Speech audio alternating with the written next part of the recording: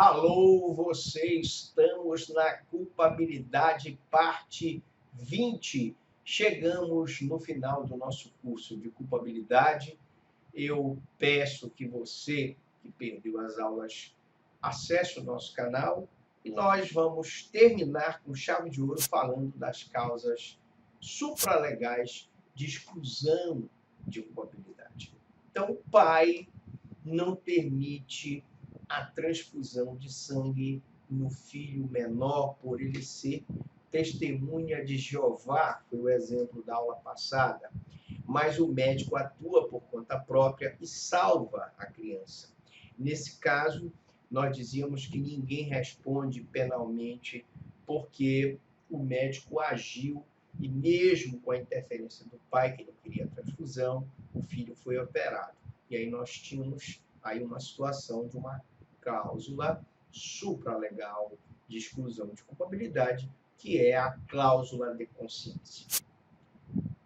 Professor, tem mais? Sim. No B, eu quero falar um pouquinho dessa situação aqui.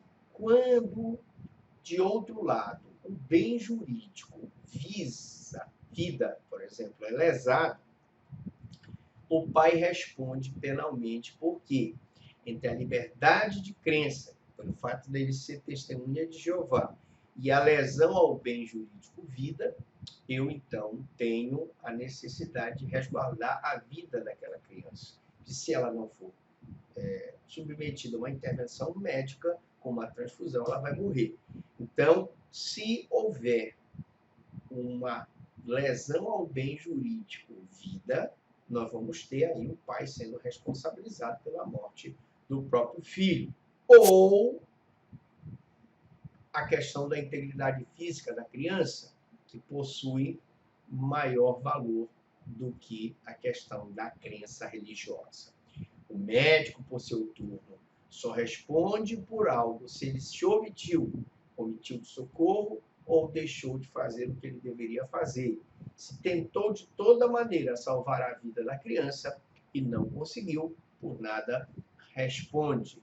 É lógico que se o médico salvar a criança, mesmo o pai não querendo a transfusão, ele está em estado de necessidade. Nós já vimos isso em outra aula.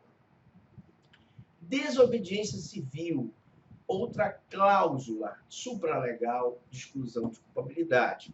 A desobediência civil representa atos de insubordinação que têm finalidade de transformar a ordem estabelecida, demonstrando sua injustiça e a necessidade de mudança.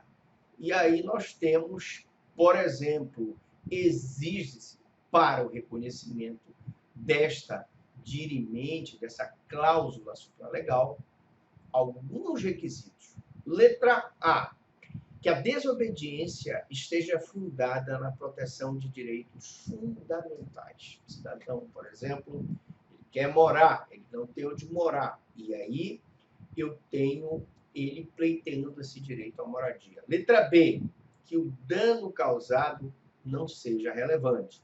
Nós temos, por exemplo, o caso das ocupações de prédios públicos, em que existe uma desobediência, mas ela está fundada no direito fundamental de moradia, e o dano causado não é relevante. Por exemplo, quando aquelas pessoas invadem um prédio público desocupado, aí eu teria uma situação de uma cláusula supralegal de exclusão de culpabilidade. Bom, eu espero que vocês tenham gostado.